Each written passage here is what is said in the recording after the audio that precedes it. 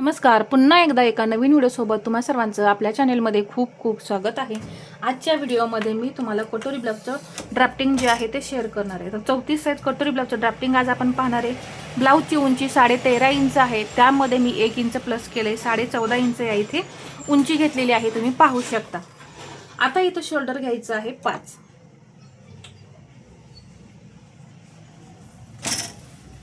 अजून एकदा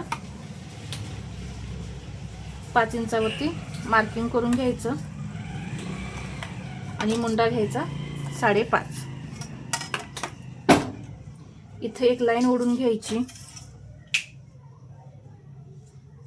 आणि इथे एक परत आडवी लाईन ओढून घ्यायची। इथे चेस्टचं मार्किंग करून घेऊ, 34चा चौथा भाग 8.5 आणि याच्या पुढे हे 1.5 इंच मार्जिन। इथपर्यंत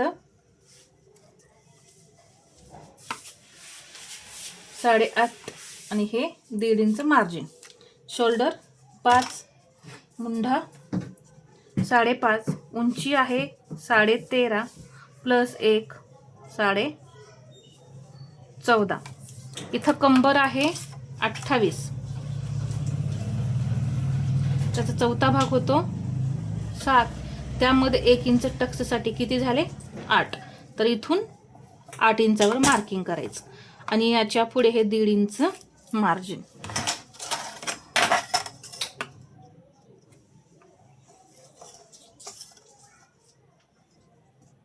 इथूनही हे या पद्धतीने।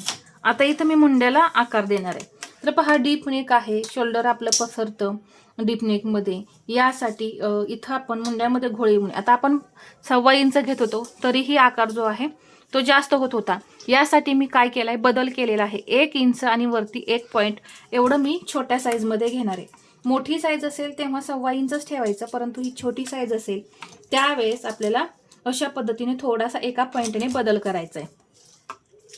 परत या इथे जी मुंड्याची उंची आहे त्याचा सेंटर करून इथे मी सरळ 1.25 इंच आले आणि पहा असे आकार दिले आणि आता इथं 1/2 इंच असं डाऊन करायचं।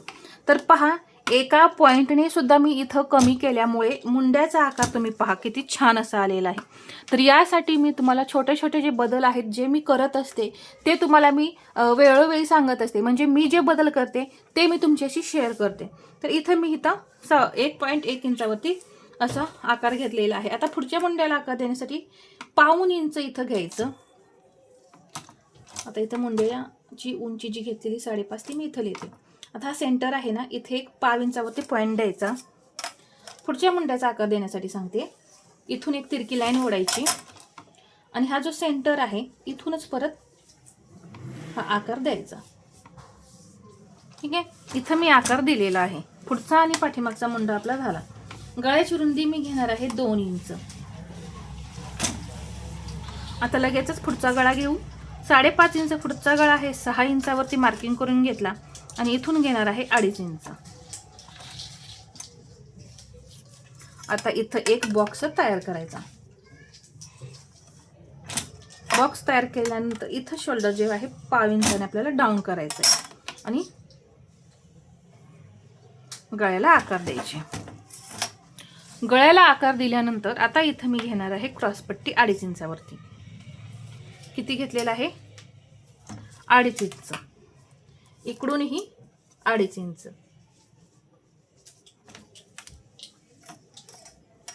आणि एक लाईन ओढून घेते। ही झाली आपली क्रॉसपट्टीची लाईन। इथं घेणार आहे आकार देण्यासाठी 1.25 इंच आणि क्रॉसपट्टीला असा आकार द्यायचा। तर सुरुवातीला जमत नसेल तर असा डॉट डॉट करत जरी आकार दिला तरी चालेल। कटोरी घेणार आहे मी फक्त 5 इंच, इथूनही असंच मी 5 इंचावरती मार्किंग करून घेतलं। इथे गळ्याच्या वरती जायचं 1 इंच, हे 3 पॉइंट घेतल्यानंतर सरळ एक लाईन ओढायची आणि हा जो 1 इंचाचा पॉइंट घेतलाय इथून ही तिरकी लाईन ओढायची। तर इथे आपण घेतलं 1 इंच, इथं घेतलेलं आहे 1.25 इंच। आपली टोटल कटोरी मूळ आहे 5 इंचाची आणि आता इथून हे आकार द्यायचे। तर या पद्धतीने ही आपली कटोरी तयार झाली। इथं आता ही जी क्रॉसपट्टी आहे ती वाढवायची आपल्याला। कपड्यावरती अर्धा इंचाने.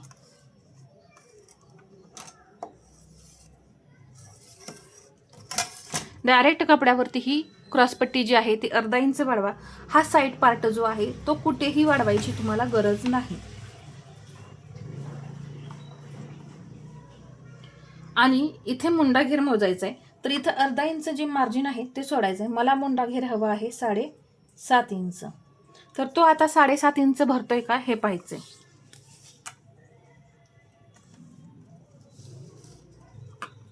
तर पहा 7.5 आणि वरती फक्त एकच पॉईंट आहे, म्हणजे जी मुंड्याची उंची घेतलेली आहे आपण ती एकदम परफेक्ट आहे. त्यामध्ये आपल्याला बदल करायची काही गरज नाही.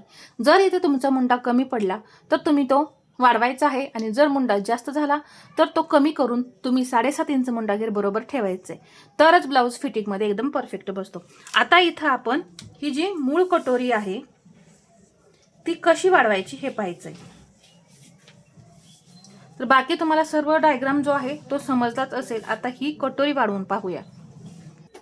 तर आता इथे आपल्याला ही मूळ कटोरी आहे ती काय करायची, एका दुसऱ्या पेपरवरती ड्रॉ करून घ्यायची.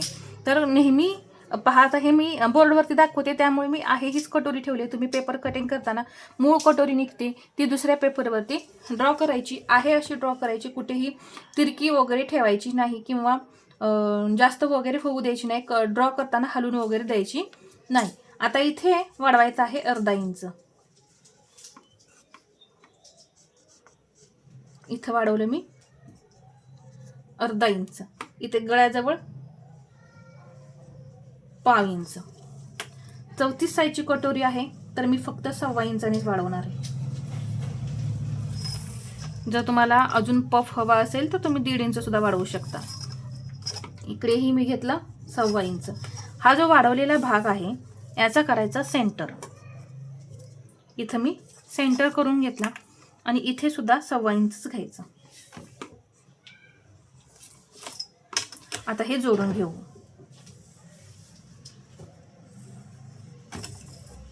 इकडचा भाग सुद्धा हा जोडून घेऊ आणि इथून अगदी आकार हळूहळू वाढवत यायचा आणि इथं जोडायचा आहे. पहा, आता हा हुक लूक पट्टीचा भाग सुद्धा आहे तो जोडून घ्यायचा. जोडल्यानंतर पहिला भाग किती होता हे पाहायचंय, 4.25.